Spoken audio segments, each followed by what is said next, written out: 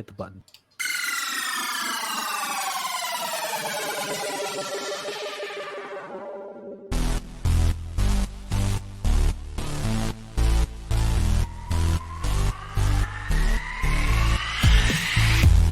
Hello and welcome to Funny Science Fiction, the live edition.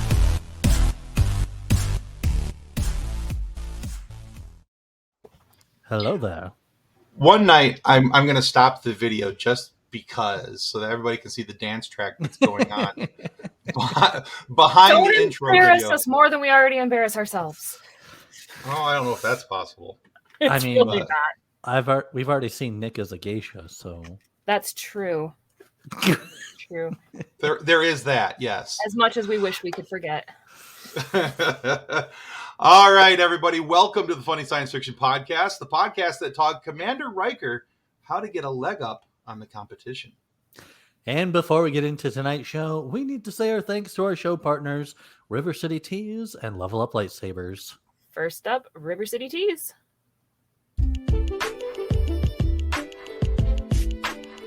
With over 700 designs to choose from, River City Tees has something for everyone. Need some new nerd merch? River City Tees has you covered. Need funny or sarcastic designs?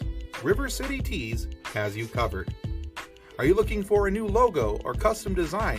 Whether you need 1 or 100, River City Tees has you covered. With multiple colors and options for each and every design. With things to choose from like shirts, hoodies, phone cases, coffee mugs, and so much more.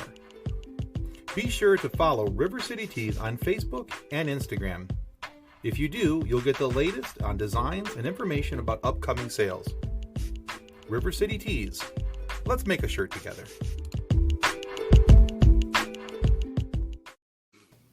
All right, that was our first show sponsor.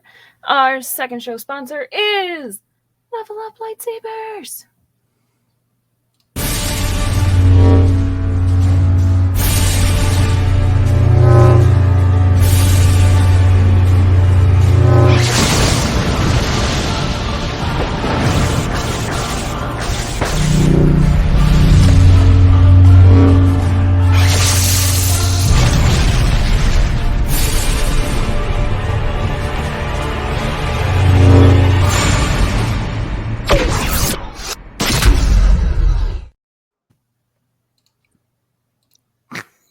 I love how your green screen just I know, right? disappears. Grogu disappeared. Green screen?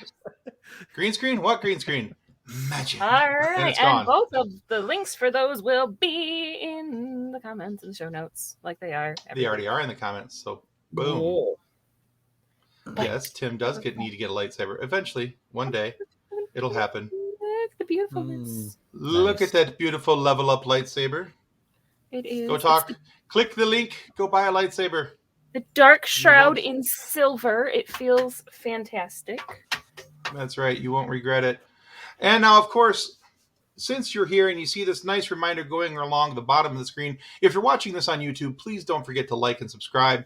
That's what keeps us going and helps us continue to get awesome guys on the show, like our guest tonight, which we'll introduce in just a moment. Hello, Jason Taylor. Nothing. Glad to have you in the house. And I'll remind you, too, that if you would like to continue to help support Funny Science Fiction, you can always do the other thing other than buying a lightsaber. If you want a cheaper option, a more cost-effective option, we'll say, you can always do, as the comments just now said, you can buy us a coffee. There's the link in there, and we're very excited for any support that you're able to give us. It helps us to be able to offset some of the costs that we have so we can continue to make content for you to enjoy. And if you prefer to just pay for our therapy, we will send you our PayPals. Oh, that's gonna be expensive. I mean, obviously, since we're here.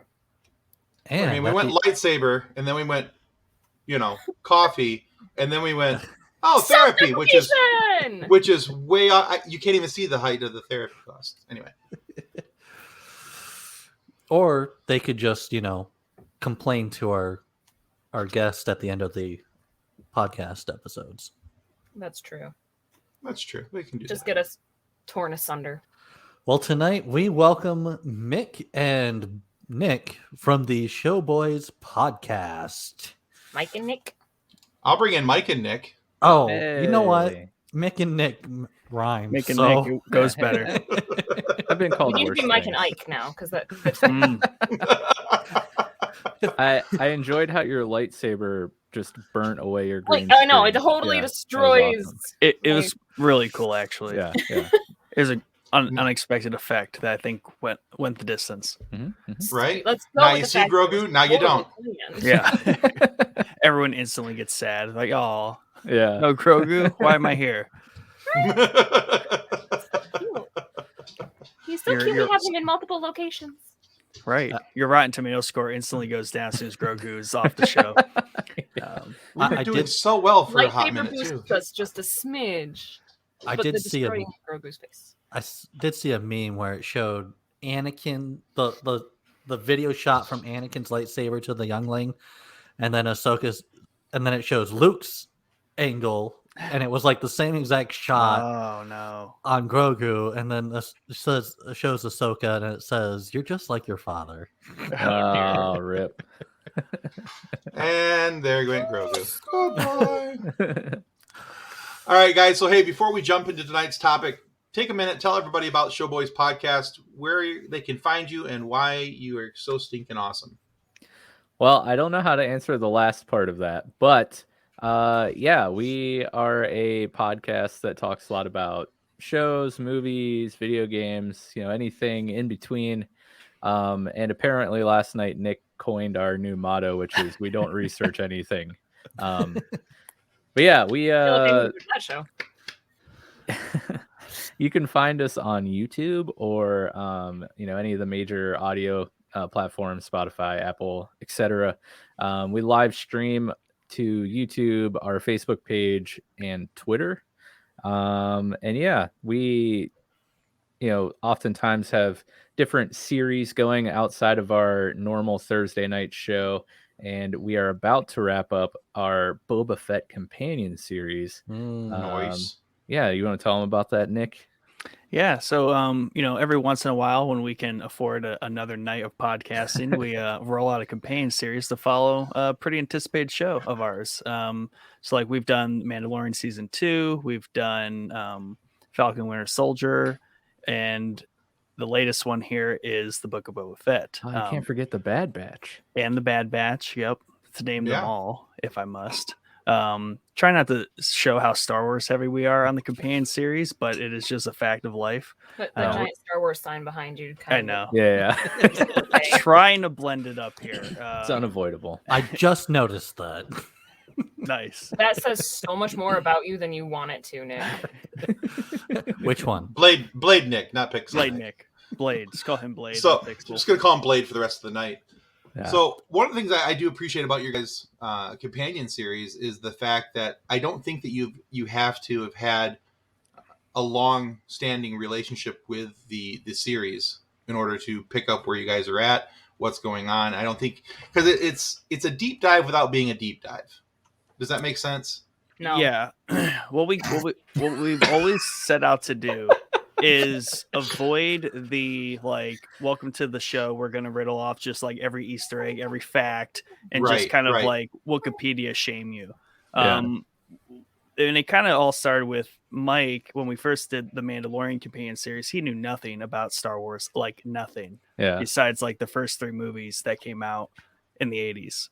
So it took a very natural format in the sense that he had just genuine questions from an Right. outsider, like what is going on? Who are these people? And it was really refreshing for me. Why do because- people like this? I don't understand. right? And it was just refreshing because I was like, okay, this is nice because I'm not talking to just some other ultra nerd about Star Wars. We're actually presenting it in a way that is applicable to non-Star Wars people. So You good up there, Kathleen?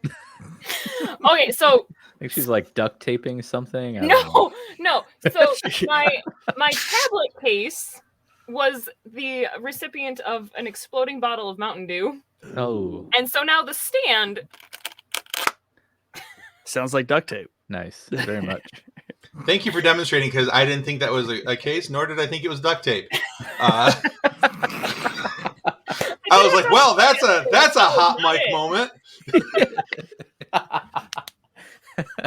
The microphone was the recipient of dinner. Exactly. John, to answer your question, this is a Les Paul, just chilling there on the wall. And just for future reference, if I actually did that on the air, I would claim it. Oh, I know you would, but I was raised better. I was waiting for you to finish laughing first. Nope, it's just my stupid tablet. Okay, fair enough. Keep that sound effect. It's nice. Yeah. Store that for later use. Yeah. It is one of the most ridiculous sounds, and now that I know what it is, it's even funnier. So The more you. all right. what was Yeah. really great is I was driving down I-75 when the bottle of Mountain Dew exploded in my bag. Ooh. Even worse, And you're in the car. I am driving, and it's the reaching over to the passenger seat and grabbing my tablet out of it as fast as I can because I don't want it to fry it. Right. And the case just got the worst of it, luckily. How did the Mountain Dew explode? There was a weak spot in the bottle. Whoa. Yeah, you gotta inspect those bottles. It was Sure. in my bag. I was driving. I don't even remember where I was going. It was in the bag, and I hear the hissing start, and then the whole bag went. Oh no! Nice. Yeah, that's usually not usually, but that's probably not the best sound you want to hear. No, I mean I was glad it wasn't like a tire or something, but electronics and liquid, I wasn't happy. Well, yeah, that makes Mountain Dew's that not makes liquid. sense. It's just it's dangerous. It's apparently It was my part of blood the at news. one point. Mike had couple a years ago.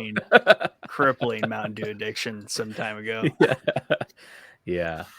I just wanted to say one more thing to go along with what Nick said about, funnily enough, about our lack of research and not wanting to smack people in the face with Wikipedia. Yeah, mostly with our companion series, you're gonna get our genuine thoughts. We don't look to outside sources. We don't look anything up on the internet. We watch the show and then we come at you with our thoughts on that episode.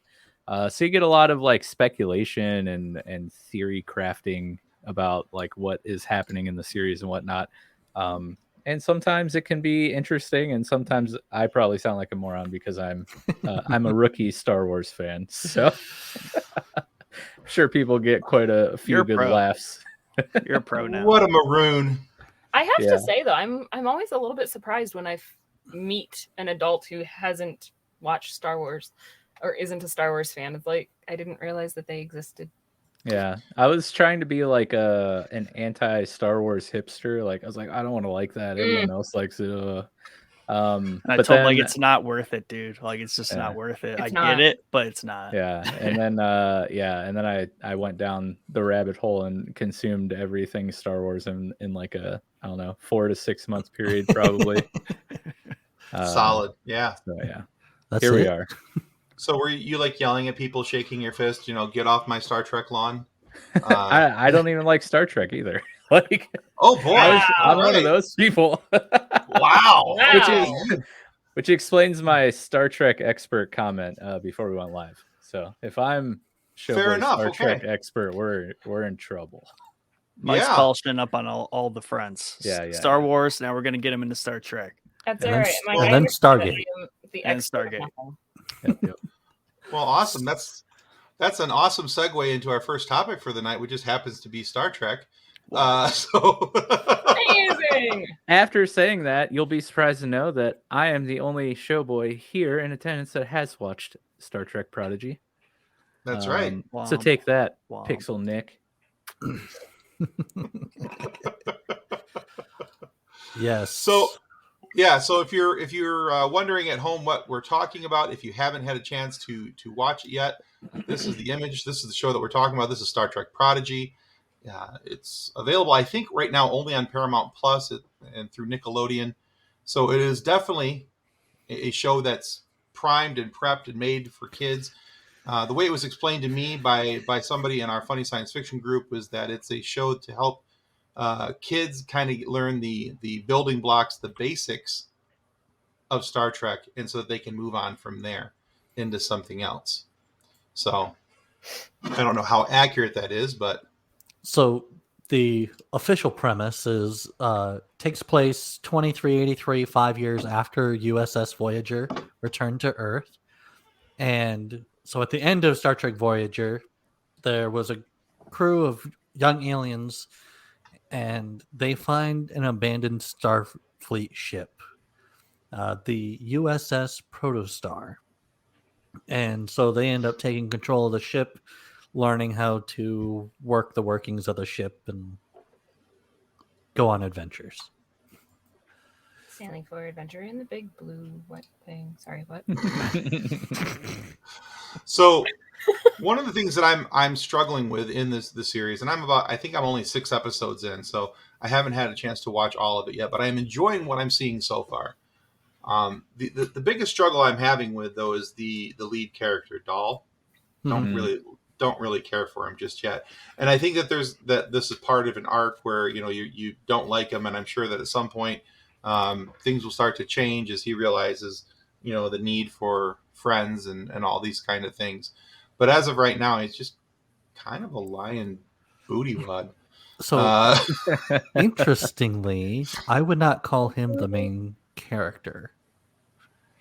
Like, yes, well, we follow him, Yeah. So technically, it's the girl. I realize that.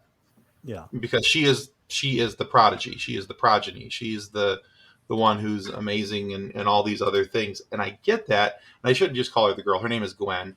But but for the first 5 or 6 episodes, you are strongly and closely following Dahl. And everything that's going on with him and his arc. But at the same time, Gwen's arc is also going and with her realizing who and what her father is, the diviner, and I gotta say, I love Gwen's nano weapon. Is it? I don't know what it is exactly. It's like a living metal. Yeah. And it just so cool. Transforms into whatever. And I'm like, oh, I want that in a tabletop game. Yeah, the first time that she used it was pretty awesome because it's just like it just kind of looks like almost like a tattoo, but kind of like a piece of jewelry maybe that she wears on her upper arm, and it just like slides down and forms into this like crazy looking blade thing. Mm-hmm. And that part was pretty sweet when that happened. Yeah. And I like the fact that she's able to control it. It conforms to her thought, her will, what she wants it to be, what she wants it to do. Like when she broke her leg, it casted her leg. That was kind of cool, and how it, I don't know. I need something like that. Yeah, I really appreciate Gwen in this for sure, and I love she's voiced by Ella Purnell, who voices one of the main characters in one of Nick and I's favorite shows on Netflix, Arcane. She's the voice of Jinx. Okay. Yeah, so nice. She's a great voice actress. But yeah, I would definitely agree with Blade Nick there. That Gwen definitely is the main character. But I do also agree with you, Tim. Dal is so annoying. He's very hard to get on board with for several episodes. He does end up growing on you. Yeah. Like a tumor fungus? or because that's what I'm worried about, right? He seems like he's just one of those characters that is made to be the background annoyance. I feel like that's me. I didn't want to say it was like Kathleen, but I feel like it's made like Kathleen. People. Like somebody met Kathleen. I'm like, I'm going to make a purple mohawked kid after her character. I would totally have a purple mohawk. I could do that. Next week, So there's that. Live. Yeah. Do it. Do you guys have any favorite characters from the show? I actually like Jankum Pog a lot. He makes me laugh. The fact that supposed to like. No. Because I'm also with Pixel Nick and I've never seen any of it. Yeah, I know. I'm talking to the right hand side of the screen. I get that. just reshuffle the deck here. I was Exactly. we were gonna watch this and talk about it this week, and ta-da. I'm Ta-da! So I kinda like. leaning. Go ahead, Nick. Go ahead. I'm kind of leaning towards Murph. Murph. Yeah, he's pretty cool. I'm a fan of Zero, honestly. Zero's pretty cool. Mhm. And then Gwen, of course, or Gwen. Right? But honestly, the Diviner is really gnarly. Like, what a great villain. And Right, he is. yeah. his voice is so like, I don't know. Yeah, Yes. very intimidating and frightening. I've enjoyed everything I've seen of the Diviner. That is played by John Noble. Mm-hmm. He's also been. I'm trying to figure out where else he's been. Know the So, name. He's got a pretty big list, and I'm trying to. here we go. All right. Let's see. That's who he was. Okay. Lord of the Rings. He's the, set The your brother steward. on fire. Yeah, the steward, Gondor. Yep. Yeah, the set your Right, brother on tomato fire guy. guy. Yes.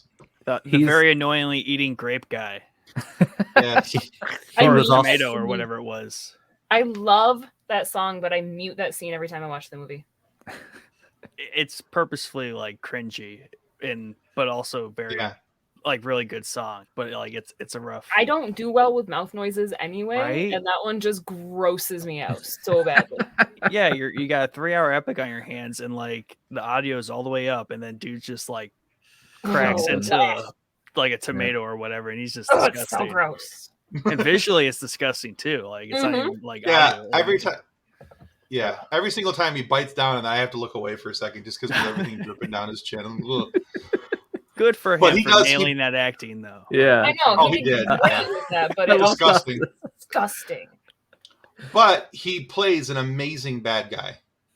He really does. The Diviner in this he's creepy.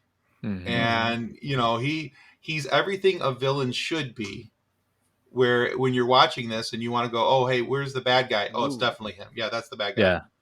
Without a doubt. And I think probably in the first couple episodes, because I really wasn't, the first episode I was kind of rough, and I was just like, I don't know how long I'm going to make it with this.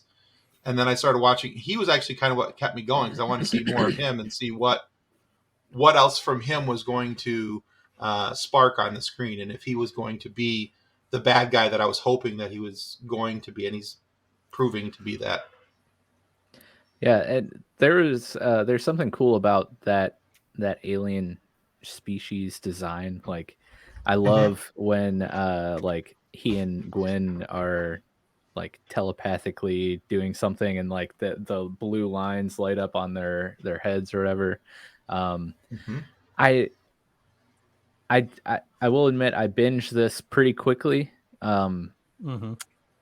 So I may have missed like what the need for his like being submerged in a tank or having like the water or fluid like tubes in his suit or whatever. Like, what's going on with that? Right. I didn't notice that either. I also watched it relatively quickly. Yeah. Mainly because I enjoyed it and had an afternoon and just sat and watched it. Yeah. Yeah, I don't know if they maybe they haven't like really revealed that yet. But I think it's pretty cool. I noticed it, but don't know what it's for. Mhm. So that's definitely something I got to pay more attention to in the future. But I've been very happy with just with that portion. Just there's all these little neat things that I find as I'm watching it. Yeah.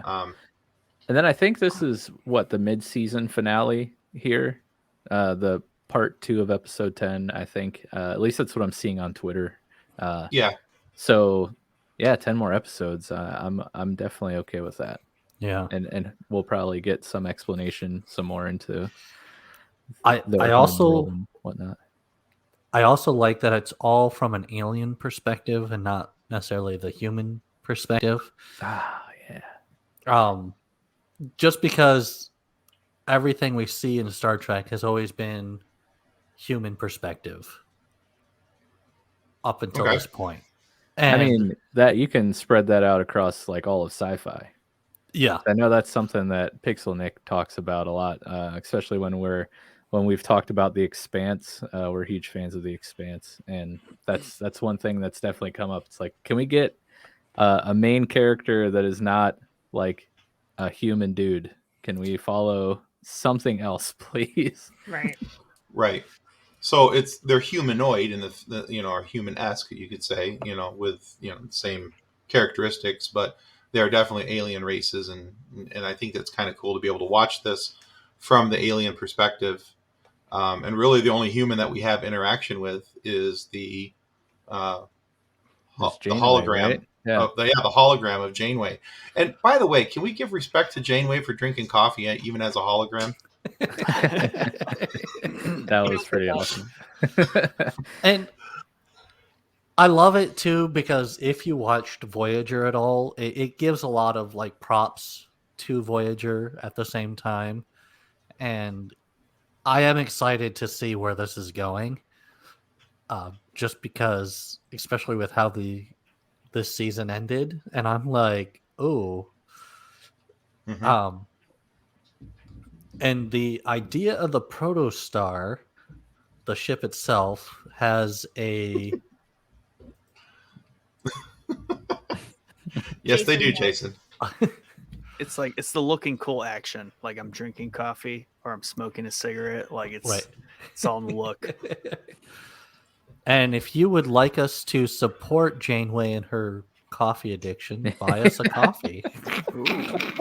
Plug. That was smooth. Solid plug. Here's that link just one more time. There you in case go. you need it. There you go. Coffee. Buy us a coffee. A coffee. Coffee. So for me, being the outsider when it comes to Star Trek, really, I mean, because in our group, basically even on our Facebook page, I'm the outsider. I'm the guy who doesn't really pay attention to Star Trek. I'm the guy who's never really cared much for Star Trek. My favorite Star Treks are the JJ Treks, and that seems, from my ears, almost sacrilegious. So for me, this has been kind of a nice introduction to something that Star Trek that I can go, oh, you know what? I like this. I can pay attention to this. I think of it a lot like, and it's related to something else that's Star Wars. Yeah, exactly. The JJ Treks, they're good stuff. Something else at Star Wars, it reminds me a lot of somewhere across between Clone Wars and Rebels, somewhere in the art style and how the characters are portrayed and everything else, and the way the stories are going. It's definitely something with a younger audience in the pulse, in the viewfinder, right? But it's something that can attract to the adults as well. And we can go, you know what, this is something to pay attention to. So what you're saying is, if we want to get you involved in a sci-fi show, we need to find the cartoon version of it to get you interested. Yes. boom. Kind of how it worked with Mike. Nailed I it. mean, Is there any cartoon Doctor Who? Is there? I don't know. Should be. Yeah. I mean, that is. Yeah, I had sent out a tweet, something similar. I was comparing it to a mix of Resistance and Rebels. Okay, but yeah, I remember seeing that. Fully on just like, I think the maturity level of the content. I think Resistance is very childish, and Rebels is a step up, obviously, between Resistance and like the tail end of Clone Wars, when Clone Wars becomes basically an adult cartoon. It got really real season 7. Yes. I can see shades of that more like adult oriented content here in Prodigy. But for the most part, I think it's more towards Rebels than Resistance, obviously, but definitely aimed for that younger audience. With that being said, having only seen maybe the first Chris Pine Star Trek movie, and that's like the extent of my Star Trekness. This show has gotten me interested in Star Trek, and now I kind of want to explore that franchise and that series now. But there's like so much that I have literally no idea where to start. So it's like so overwhelming. I think Voyager is probably a good spot to start. Right, because the show piggybacks off of that one, right? Technically, yeah. You could work release order backward. So Yeah. Voyager, Deep Space Nine, go backward through them. But We had a whole episode on this, and essentially what we pick up is like it's pretty up in the air in terms of Yeah. everyone's opinion on where to start. Oh, yeah, Which for sure. makes I it- do want to watch Lower Decks. I do know that. 'cause Oh, that yeah. looks Lower Decks funny. is hilarious. That's my honestly. That's probably the next thing that I will watch that's Star Trek related. Again, because it's a cartoon, Kathleen. So yeah, that'll probably be the next thing that I watch. Because I've talked about going back and trying to get into Star Trek at different places and different times, and I haven't found something that I've said, I really want to sit down and watch this thing. Whereas I can sit down and watch the JJ Treks, and I'm really hoping we do get a fourth JJ Trek somewhere in the, about the Calvin timeline. I know it's been talked about for a while, but I'm really hoping that we do get one. That would be, in my opinion, that'd be cool, because that would be Trek that I would definitely sit down and watch. I mean, growing up watching Star Trek, it is a very close tie for me between Voyager and Next Gen on which one I like more. But it's all Star Trek, so I don't really... It's like choosing a favorite child sort of thing, which I say as the parent of one. So Yeah. And what Jason's saying is start with Discovery. Because it is like a mix of the JJ and the old, and it just gives you I think Discovery gives you a nice little... Who's the captain on Discovery? I want to say Pike. Right, because that's the one that's supposed to lead into the JJ, right? In theory. I think so. Okay, because there's an Admiral Pike, I know that. If only we had Google at our fingertips. Oh, it's Michaela Burnham. Yeah, Jason just said Pike and Burnham. Kathleen's too busy playing Angry Birds to help. Sorry. Thanks, Kathleen.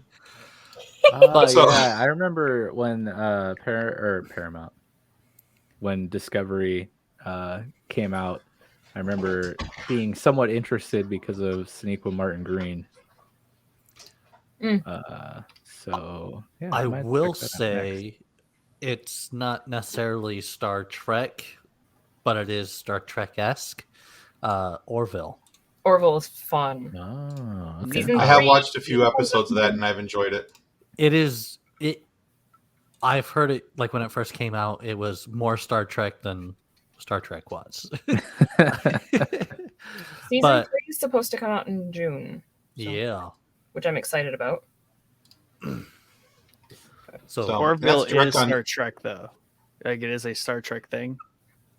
It's a Isn't it Star like Trek a- parody. Yeah, I was about to say, Okay. isn't it a parody with? It's Yeah. a Seth MacFarlane. Okay. it's The thing that I've always read about the Orville is that McFarlane couldn't get on Star Trek, so he went out and made his own Star Trek. So, Totally. And, Which, and like when it you was watch said, it, when you watch it, you totally go, "Oh yeah, this is Star Trek." and like it was So- said, it's more Star Trek than Star Trek is sometimes. It's what Star Trek wanted to be, but then took itself too seriously. It's both funny and serious at the same time. Like, it hits the funny pretty good, but it also hits, hey, this is pretty serious. I'm just waiting for a Seth MacFarlane musical number. I know it's going to happen. It's I gotta know happen. it's going to happen. And it's going to be spectacular. So, all right. Well, hey, just looking at the time, as much as I've enjoyed this conversation, and I honestly am, even though it is Star Trek, which is very surprising to me that I'm enjoying the Star Trek conversation. There's something else we wanted to talk about tonight, and you mentioned it in the beginning of your guys' spiel here, talking about your companion series and everything else, and that, of course, is the Book of Boba Fett. And That's this not guy. Boba Fett. Who's that? Oh, The book That's of the- Cad Bane. that needs to be the next show. Cad freaking Bane. Oh my The god. guy Oh who yeah, just I touches made a nose great where it pitch didn't for belong. the Cad Bane show last night. Yeah, Mike had a good pitch for this. Yeah. I'm listening. So you get to that part of the episode right there where you had the screen up where he finally looks up, and then this is the opening scene of the Cad Bane show. He looks up, and all of a sudden you hear the record scratch, and he just goes, "You're probably wondering how I got here." And then the whole Cad Bane series is just a comedy of one of the baddest, bounty hunters in the galaxy. Oh, yeah. Suicide Squad. Yeah, Suicide Squad style Peacemaker type series love all it. about Cad Bane. Yeah, Cad Bane was awesome. That's right, Jason. Yeah, Cad Bane is one of my favorite. Clone Wars Yeah, favorite, back for more in many series so far.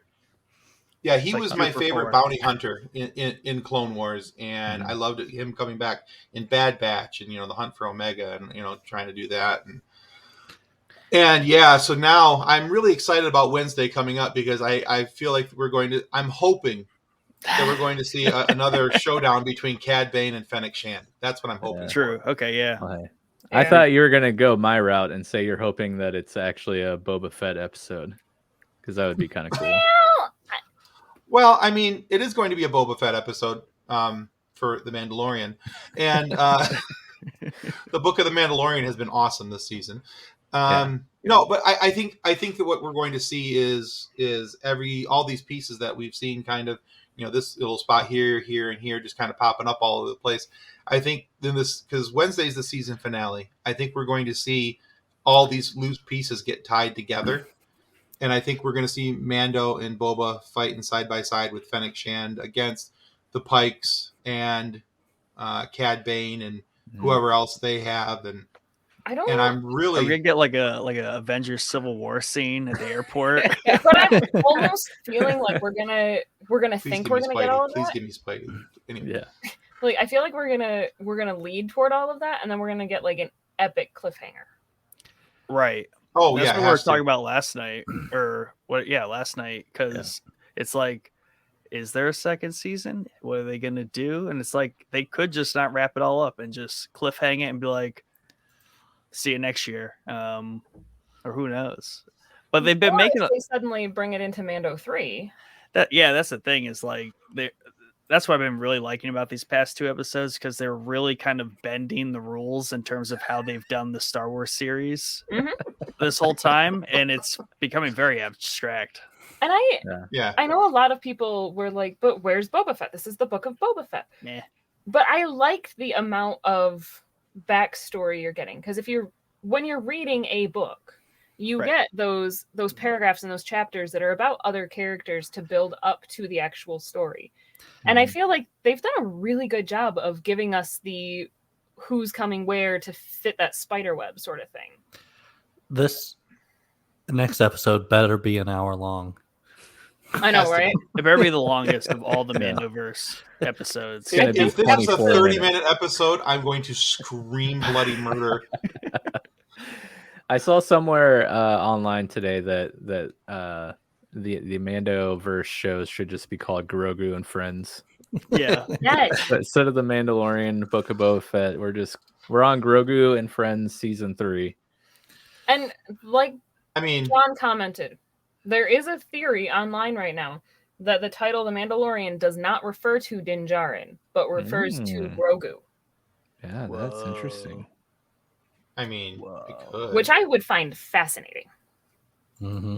Would be. I have never wanted to punch Luke Skywalker in the face more. Right?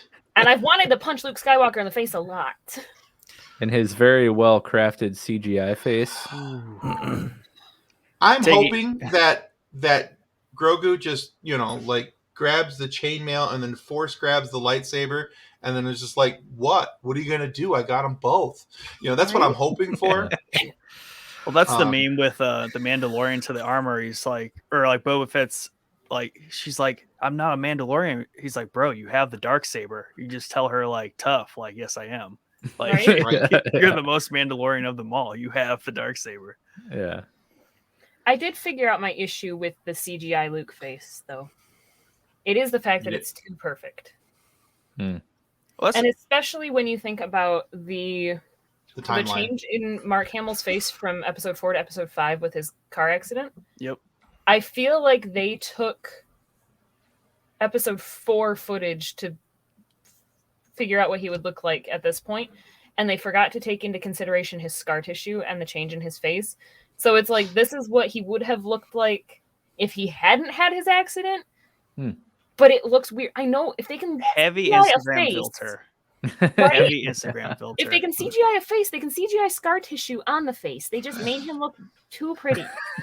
So is he now? Is Everything's he more now? believable than Twilight. Nice. Yeah, he's not Sparkle Luke. He's Sepia Luke. So But he did lose basically. put the right filter on. They don't It's have like- any of his like natural human like imperfections. Because Chad in our Discord posted the screenshots of him in episode 6, him in Mando finale of season 2, and then him here. And it's just he improved in terms of like what he looks like between Mando and this, but he's just further getting more polished into perfection. Right. And like Tim and I talked about on 3 Geeks, because Jason's still here, so I'm going to talk because I know he's in the comments. 3 Geeks podcast. Woo! They could have used Sebastian Stan. Yep. He looks enough like him. He literally is already on Disney's payroll. They need to do it at some point because they can't keep this up unless he's just purely cameos. But this steps out beyond a cameo. Like he's a significant portion of the episode. And it gives the impression with as much as we've seen him so far that moving forward we're going to see him more between this show, Mando, and I have to think now we're going to see him in Ahsoka. Jedi Academy. Yeah, exactly. Jason was the one with the flesh. No, lordy. Unbelievable. Nice. Can't So take that anywhere. No, no, I can't. Sorry. What have you guys enjoyed the most so far about the Book of Boba Fett, outside of Cad Bane? I will say the back-to-back ship-focused episodes got the Slave One back. That was excellent work with the Slave One. From Chad pointed out, like the CGI is just like flawless on the Slave One, and then or whatever they're calling it now. It's still Slave One already. It's Slave One. Yeah. It's like the actual like name. fire, isn't it? Like fire spray. It's a fire spray fighter, whatever. But it has a name. Django gave it to it. Exactly. And then obviously the N1 Naboo Starfighter redo, because that was just amazing. I still think.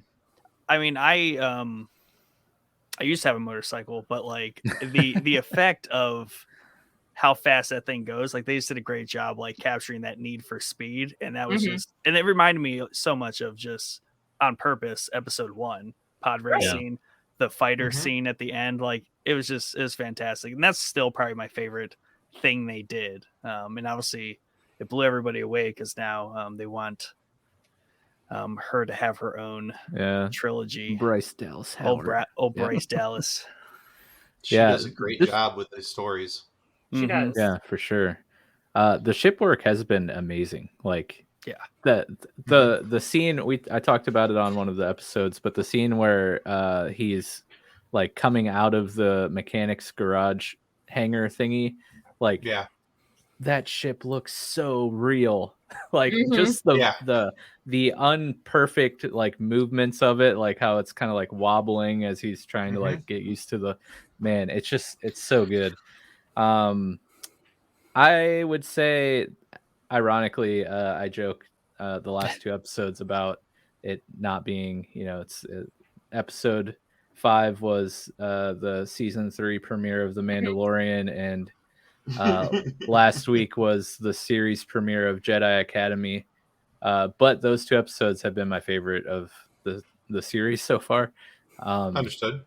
But in terms of Boba's stuff, I really enjoyed the Tusken backstory of like how he kind of like became one with the Tusken tribe, and the relationship he had with who I call the Tusken Ninja, who I still don't think he's dead, he or she. Dude's coming next episode. Yeah. Or she, whichever. Yeah. The one that was training Boba, is that your one you're talking about? Yep. Oh yeah, it has to be back. Yep. All hope is going to be lost, and then up over the sand dunes, you'll hear. Exactly. Wow, you're much braver than I would. I was thinking about making that noise, but I was like, I can't do it. was a little bit of a Wookiee blend in there. It but was. Tuscan's such a Close harsh enough. noise. My brother Yeah. used to be able to do it, and my Did brother they would just chase like around the mic yard. up some like seals or something to do the Tuscan Raiders? I mean, that's pretty... Great. but yeah, that whole coming out of the Sarlacc and then like being adopted into the tribe, so good.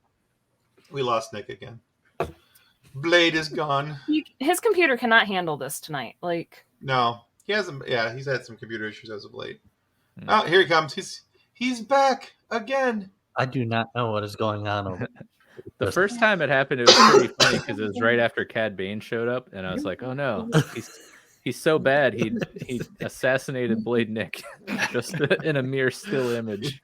And done. So yeah, I have one of the things I've enjoyed very much so about this, and John brought this. I'm going to bring his comment back up on screen right now. Is all the prequel callbacks. So for me, the thing that I loved is that there's all these gentle nods to the prequels and even to the original trilogy. I think that the way that they're doing it is bringing it so that I'm hoping that this is what is going to happen is that people who are watching this show now, who maybe weren't fans of the prequels, who maybe had whatever their issues were with the prequels, who knows? Star Wars fans are the worst. I'll admit it. But nobody hates Star Wars more than a Star Wars fan. Sadly, it's true. But I'm Just makes me hoping that think of what's Jordan Nick. I know he's that version, but I'm very much so yeah. like I love all of Star Wars. You can't. and that's where I am at. I love all Star Wars. And so for me, I love this because what I'm hoping for is that people are watching this and they're seeing all these gentle nods to episode 1 and with the pod racing, Beggar's Canyon and the N1 fighter and everything else. There's so much there that has old Star Wars callbacks that I'm hoping that'll help maybe soften some of those opinions, maybe. I don't know. Yeah. But I'm hoping that's what's going to happen because there's enough hate on enough other things out there that you don't have to keep spreading it to just Star Wars. You guys can move around in a circle, go pick something else for a few minutes. So Yeah. see, I think that the callbacks are amazing, but also bringing in characters from not cinematic universe has been huge for this. Yeah. I mean, yes, Cad Bane was already in the cartoons, but then bringing him live action, bringing Ahsoka live action in Mandalorian, because there is that general feeling, especially among hardcore Star Wars fans, that the Clone Wars and Rebels and those are for kids, and they don't. I don't know anybody who would think they that way. should. Well, I think it's more of the. Because you have to remember, like with any kind of IP, there's always the people that just watch the movies or just watch the shows. So then when they see, or they just see the live action stuff, even so, Hi, Nick. when they see these characters show up in live action, like, well, that's a really cool character, and they like lean over to their Star Wars friends, like, who is that? And it's like, Right. Well, guess How do you what? not There's a know who whole that is? Yeah, series, exactly. And that was the thing is Yeah. like when Chrysanthemum, whatever, Chrysanthemum. scare you, Chewie. yeah, Grumpy Chewie. Big Chewie. Big grumpy Chewie. Yes. So my husband and I were watching it together, and he has watched all of the movies, all of the cartoons, he's read all of the comics, he's read all of the novels, he's played the RPG. Like, he is a hardcore Star Wars fan.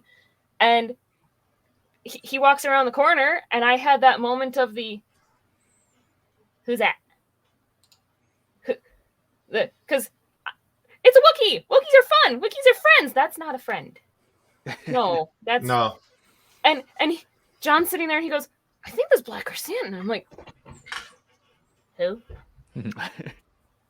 But that getting these characters from other canon sources and bringing them to the screen, kind of raising awareness for the other aspects of the universe is pretty cool. Yeah, it's huge. Like the Swoop Bike Gang, like that's technically Legends and kind of deeper cut stuff. Right. But they've taken a lot of care to tell the story well, but give those nods to not just the movies, not just the Clone Wars and like the animations, but Legends, right? And just slowly bringing this stuff back and saying, hey, this is real again. And because they had acquired all of the content, and then they had said, no, none of that content is canon anymore, we're going to change the story. But then they're picking and choosing of the, no, we're gonna bring this back, and we're gonna bring this back. When you have that giant sandbox of toys available to you, bring them. But they're bringing them in, I think, in the right way. They're not just, they're not just dumping their toys out in the sandbox, right? Right. They're getting the one that's the correct tool to build the right part of the sandcastle at the right time. And I think that the way that they're doing it is very smart. And I think that the way that they're doing it is going to help us to enjoy this type of content moving forward, because I really feel that for a lot of there will always be Star Wars movies, and there will continue to be Star Wars movies. There's going to be another trilogy coming. It's going to happen.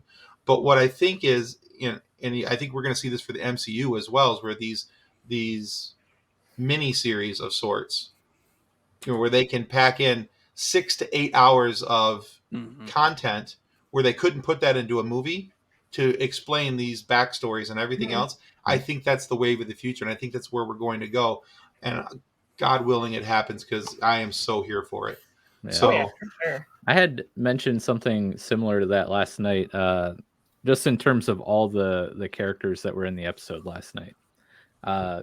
They just did such a great job of, exactly like you said, Tim, not just throwing these characters that everyone loves on the screen just to have them into an episode. Like Ahsoka's 5 to 7 minutes in the episode, like, really advanced the plot. Obviously, Luke and Grogu, I mean, that's a huge plot beat. But like Cobb Vanth, that made sense because, the Pike are running spice, and of course they might go through his little town.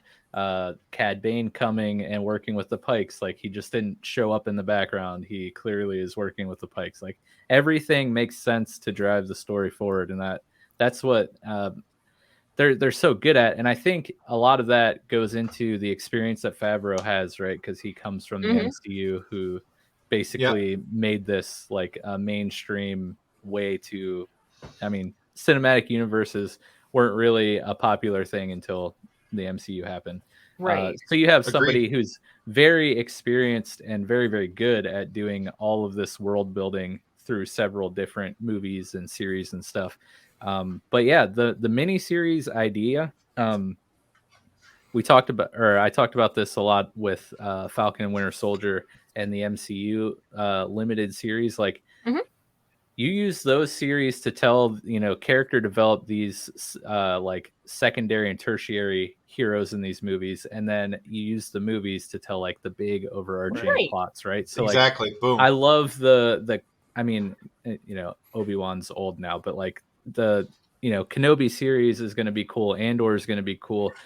Boba Fett, Mandalorian, all this stuff is awesome because it fills in the gaps between the movies, and then it gives you an opportunity if you want to do a trilogy. Like, you don't have to waste time. You can just go all out on whatever big story you're trying to tell.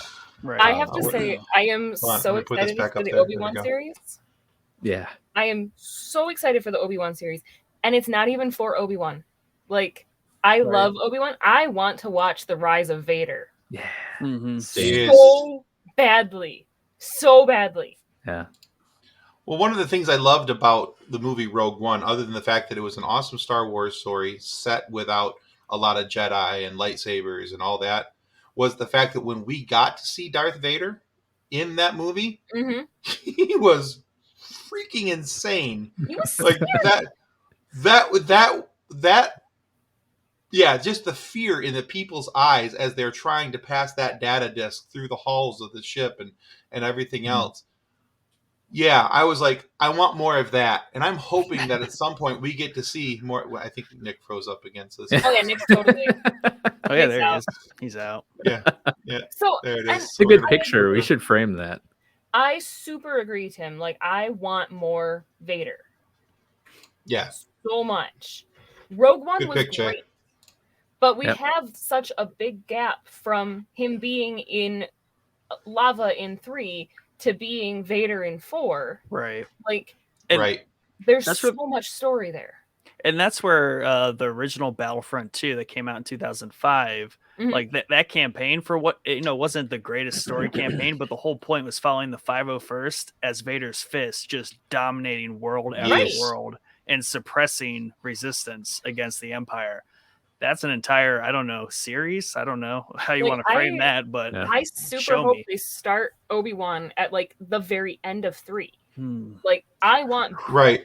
maybe Luke in Obi-Wan's arms still, sort of thing. Like, Well, one of the things that I was excited about, and I don't know if Never the thought show is about still that. happening. I've seen and heard both ways. The show Acolyte, whether or Yeah. not that's actually going to happen, because that's supposed to be a dark side story, Mhm. and I'm Yeah. hoping that we're going to see a dark side story, about the, just that, what you were just talking about there, Nick, where we get to see the evil going out and suppressing and doing all these things, because we don't really get to see that a whole bunch in the movies. In the movies, it's just that, oh, the Sith are bad, the Sith are evil, and it's, and they allude to a lot of the things that have happened, but we never really get to see those things happen. And I think it would be really cool to see a time where the Sith are genuinely in control and they're doing the fighting, the evil, the nasty, and all the good guys are just struggling to make it through, instead of this, yay, the good guys win again. Which is one of the reasons, honestly, why I love Empire Strikes Back. Right. For that reason, is that not only is it an amazing story and it's told really well, but it's the good guys didn't win, and that's Mhm. sometimes what happens in real life, is that the And good they're guys half don't the always movie. win. Like, it's a pretty Yeah. split movie, like good and bad. Like, you see a lot of Darth Vader in that movie, a lot of what the Empire is up to, but you equally see the other side. And thank goodness for like Clone Wars, because I always forget, having played a lot of the Star Wars games, how much I know about the dark side through the games, because that's where Mhm. a lot of it's Exactly. fleshed out. But then Yep. then it's just more natural when I watch like the Clone Wars and even just wherever they put dark side stuff, you're like, okay, cool, a little bit. But like you said, it's never an entire dedicated show to the dark side or somebody. Right. Mike always says It's- like Darth Maul needs his own show. Yes. I'm building waiting off for the of Maul Solo and series. stuff. Dear God, yes, please. I would watch it. Oh, That was a lot. because in my mind, Give me a live action one though, because I would actually do better Yes. with watching the cartoon. Yeah. because here's the thing. In my mind, Maul had a huge part in the Clone Wars. When you go back and look, he's only like in, I think, 20 episodes. It just seems like that's It's a good such a chunk, small though. portion. Yeah. Yeah, it's a good chunk, Yeah. and through season, through a actually. good portion. Yeah, it's a good portion through a season, but I mean that could be multiple seasons. I'd be okay with Yeah. it. Well, So- maybe there's like greater hope for kind of like this small underworld kind of like story, Yeah, because the Book whole of like Boba Crimson Fett. Dawn thing, and Yeah, because Mhm. Well, Boba that's Fett's kind of opening that door to seeing like, we're not telling you a story about good versus evil. We're kind of telling you a crime mob story here. Right. So well, that's what I'd hoped for at the end of the Solo movie. yeah. When Kira goes off to meet up with Maul, and I'm like, that's what I was hoping for, is that we were gonna, if there's going to be a Solo 2, hey, make it happen. I'm here for it. Please. But if there is a Solo 2, it had better be heavily Maul influenced, Yeah. with Maul fighting against everybody else, and yeah. didn't you guys just have the voice actor of Maul on your show? We did, yeah. That's pretty Senior gnarly. Sam Witwer. I love Yes. That that was guy. a cool interview, which is Yeah. still up on our YouTube page. And Yeah. speaking of, we should.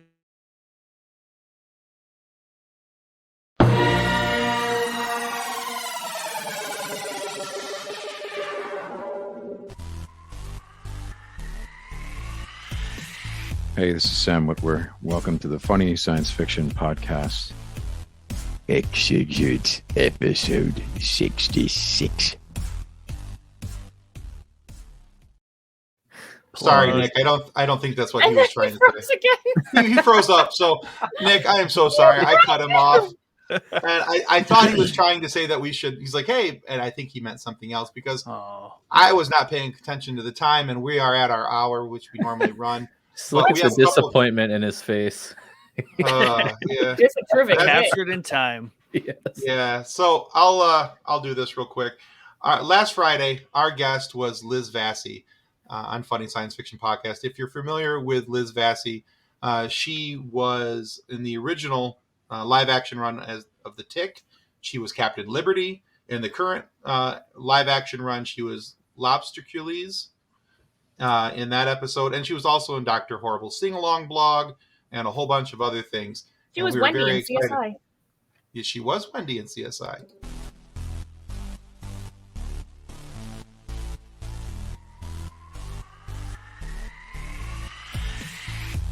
Hi, this is Liz Vassy, aka Captain Liberty. Welcome to the Funny Science Fiction Podcast. And of course, you can still find that episode out on our YouTube channel and your favorite audio podcast provider. It's Kathleen's favorite part of the episode now. I get to introduce next week. So, our guest this coming Friday has been a big part of the conversation we've had tonight. I would tell you who it is, but that seems like a Wookiee mistake. Ooh.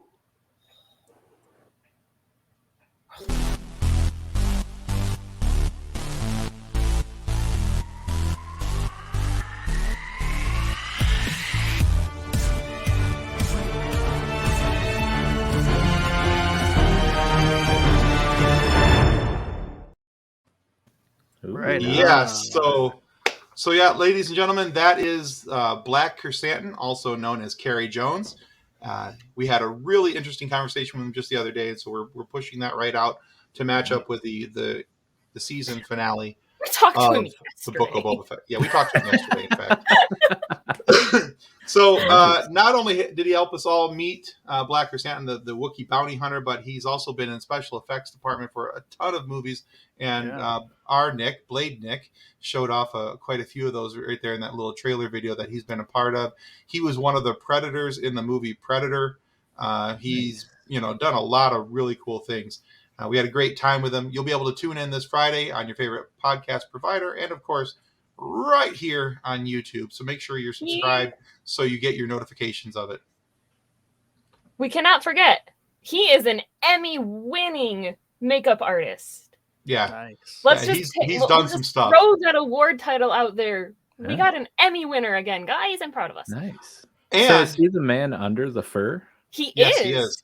As a matter of fact, if you go to his Instagram page, there's like pictures of him in costume, like where he's taking shots of his feet, out on set. Got Wookiee pics up there, guys. Nice. Yeah, he's got Wookiee feet pics out there. Which I I'm never. sure there's some weird look like- fetish site for that. I'm sure. Rule 34. There's always. There's always something. Yeah, that's welcome to the internet. There's somebody out there. Yes. There's something out there for somebody somewhere, everywhere. But yeah, that comes out this week. So hey, before we sign off tonight, guys, remind everybody where they can go to find Showboys Podcast. And again, thank you as always. You guys are awesome. Thank you for being on the show. Thanks for having us. For having us. You can find all of our links on linktr.ee/showboyspodcast. We have a Patreon, patreon.com/showboyspodcast. And all the social medias just at Showboys Podcast. Awesome.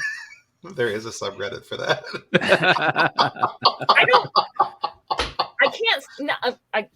I'm out, guys. Anyway. I don't know what to do with that one tonight. We're just gonna set it there, and we're gonna walk away, and I we're would gonna say say bye, I don't know everybody. if he knows Thanks for that, being. but never mind. Thanks for coming to the Funny Science Fiction Podcast. Thanks to the Showboys. Go check out their show. It is awesome. I love it. Thank you. And they just a few weeks back, they had a really cool Order 66 episode. Go back and check that out if you want to hear a bunch of people pontificate about what they thought. Good job Order using 6. big words. I know, right? I saw big words today. I'm trying to use them I'm all. so proud There of you you. go. Yeah. But yeah, it's Your a really very cool own Tim episode. was on the episode. Yeah. There you Yeah. go. Can't wait. Well, I was going Shameless to I was actually going to not mention myself, but give a shout out to Casey Plott from the Scene Oh, Stomp yeah. who's on there, and the depth of knowledge that Casey has is just ridiculous. for And sure. but yeah, if you're curious, go check that out. Really good episode with some really cool ideas and feelings about Order 66 and how it was all affected. But yeah, go check that out. Check out the Showboys. And Sam Witwer nerd out about Star Wars together. Just give me popcorn. That's all I need. Yeah, Right? exactly. No, seriously, just give me popcorn. I'd be down for that. So, all right, guys, that's going to conclude us for Funny Science Fiction Podcast. You guys take care. Bye.